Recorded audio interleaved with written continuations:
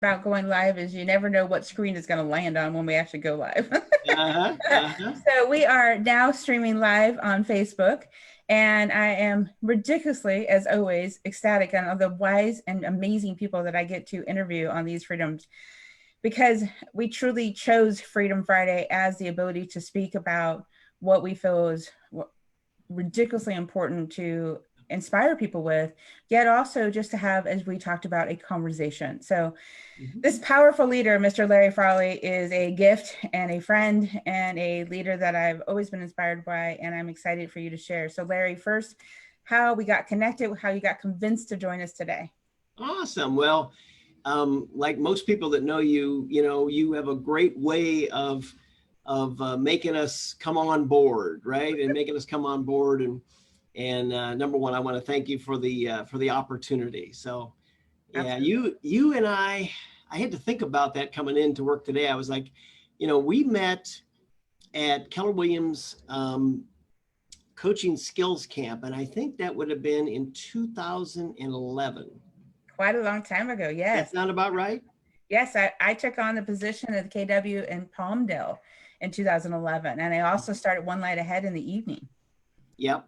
Mm-hmm. And it was interesting. You and I met. We kind of, I think we sat by one another, if part of it, and then we actually talked in the corridor, the outside corridor. But yeah, it was good, and it developed into a the 9+ year relationship, and different paths that you and I have both been on with different companies and our own companies, and out running around the country on a bus that I was doing, and so yeah, so that was a lot of fun. I have watched your journey just evolve over the journey. I mean, you've gone through we went through some training and coaching together, and then we did some one-on-one accountability for quite a while, and we just watched each other develop over the years of just being purposeful and proactive. You've even taken one of our habit finder assessments, and we're deeply intrigued with that one as well, right? I did. And one of these days when we get back to something normal, I'll get to attend one of your live events. I look forward to that. Ideally we'll have you next year in our Gatlinburg Trailblazer Summit. So I want to ask you, Larry, because as you know, I love trailblazers, and we work at being trailblazers on a daily basis. What would you advise those that are listening about what leadership means to you, how we live it out? What's just really on your heart to share? That's a great question. So, I think leadership for me, I've always kind of felt that was kind of a natural part for me to go into. And it's kind of where my drive, I think, came from. You remember part of my story. My story was, way back in 2005, having a very serious accident, a very life-changing accident. It's kind of what one of my first conversations were about. And then coming out of that, and then really feeling like I really want to, my natural ability felt like I wanted to lead people, and what that looked like. So at the time I was working for UPS, I was an over-the-road truck driver. And I looked at the management part there, was trying to get in there, and things changed. And, it is what it is. I opened up my own real estate, license back in 2003, and felt that, man, I want to get into this, own my own business, right? The entrepreneur spirit, the leadership spirit, right? So I got into it, and worked for Remax for 5 years, moved to Keller Williams back in 2000 and late 2010. And I answered a call to an ad that was looking for a leader. And I thought, this is kind of what I want to do. My last year of production, that year was 102 homes, right? And yet it wasn't about going out and, at that time, selling 103 homes. It was about, the opportunity for the leadership and what that looked like. And so my first path was Houston, actually back where I'm at now. Right. and same office. First thing I wanted to do was coach agents. So that was my first path. How do I do this? How do I do this? Let me go to coaching skills camp. I think I'm coaching agents, right? I go there and I go, oh my gosh, this A little bit right? of an eye opener, right? It was a huge eye opener. I don't think that was your first attendance, but I was like, oh my gosh, I'm not, this, I've got so much to learn. And, that kind of started that leadership path. Right. I should go back and say, in the political environment that we're in, I ran for political office back in 2011, unsuccessfully, as a city council member.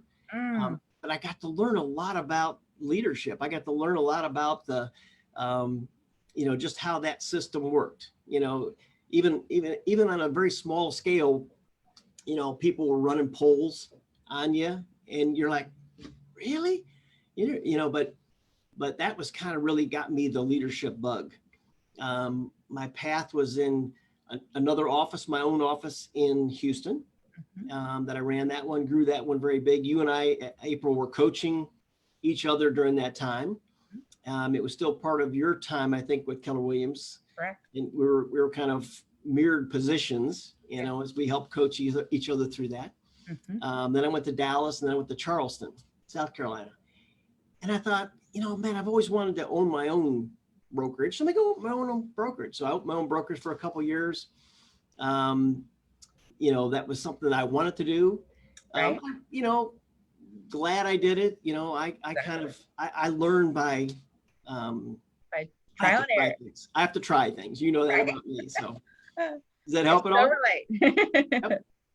Yeah. So that's it. So then I, had an opportunity to come back to the same office, working with the same guy, back in really just March. Landed here back in Houston, March 1, and COVID hits March 17th. Right. And now what do we do, right? What do we do as leaders, right? Exactly. This changed everything about how we did business, everything about how we did life. I remember saying then I'm an optimist, and I was like, well, it'll be done by April, May. And now I'm going, I don't know, right? I don't know. We're doing more of these, just like you and I are doing right now. I mean, Right. We're doing multiple ones. You kind of had already transformed to doing a lot of that. So it's a little easier, transition.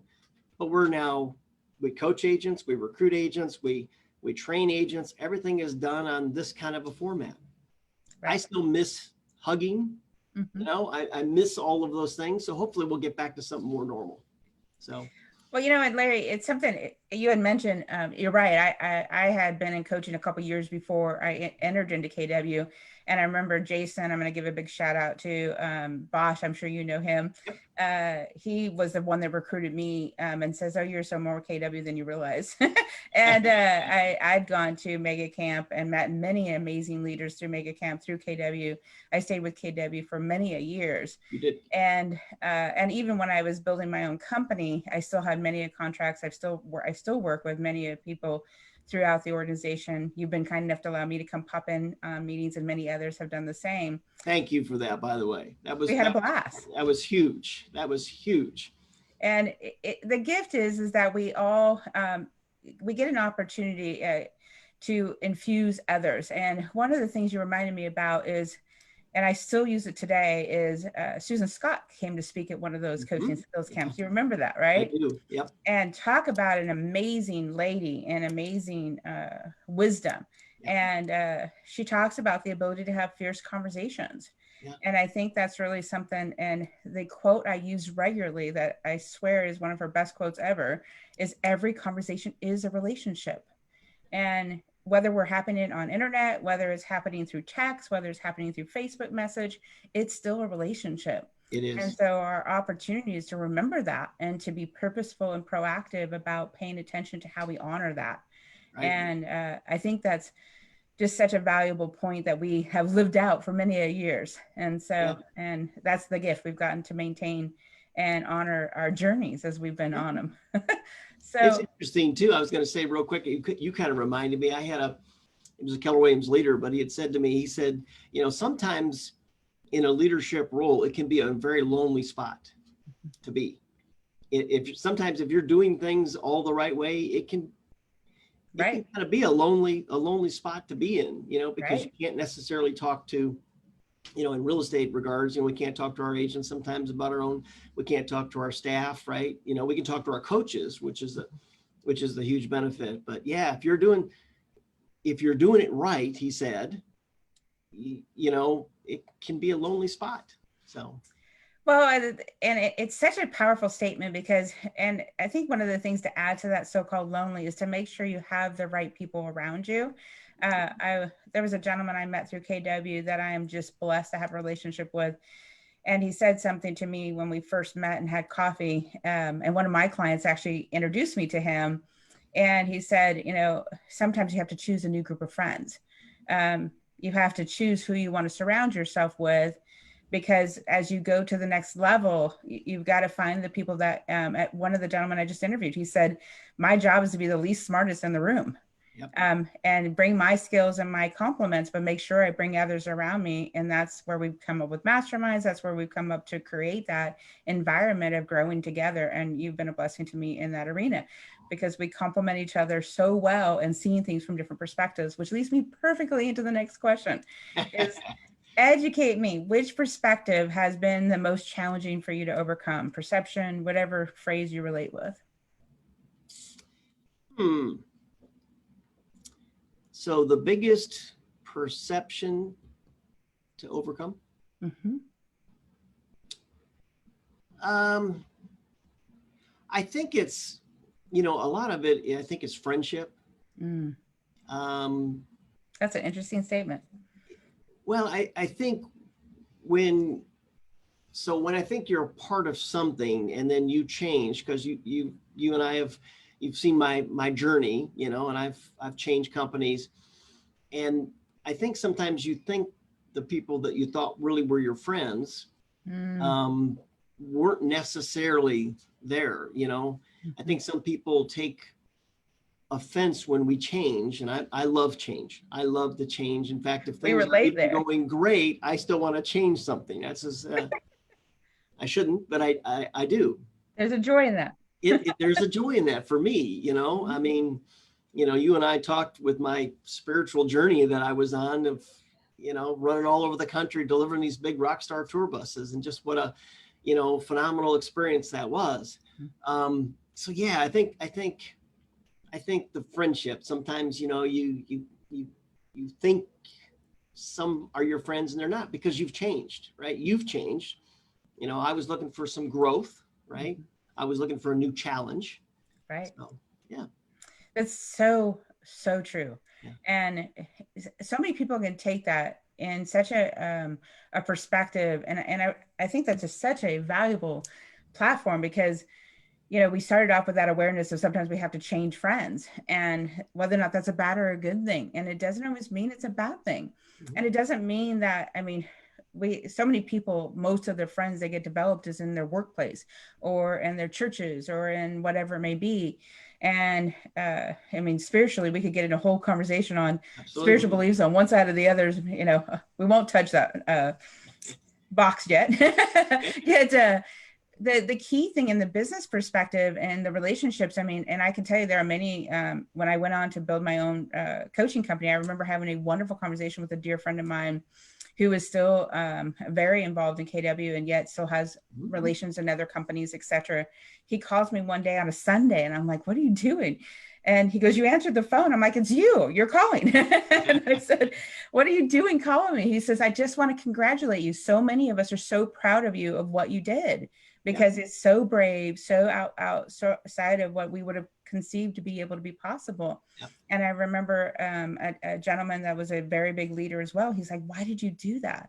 Yep. And I said, I knew I wanted to create a customized platform that I was going to have. I remember one lady saying, nobody expected you to succeed. And I told somebody the other day, I said, I still don't believe I've succeeded. I still believe in the mindset as you do. And I think that's one of the things that we so resonate with. And what has kept our friendship so powerful is that we honor and respect each other exactly where we are. Yeah. There's no masking you to be, there's no commitment, there's no attachment to anything else than who you are. Right. There's no judgment. Mm-hmm. Right. You didn't judge me you judged me as your friend. It didn't matter where I was at, right? I was going through, my own changes, right? And by the way, my wife Alice she's a trooper, because she's like, big old gift. Yes. she is, I'm like, okay, I want to do this. She's like, okay, and so she's really, awesome about that.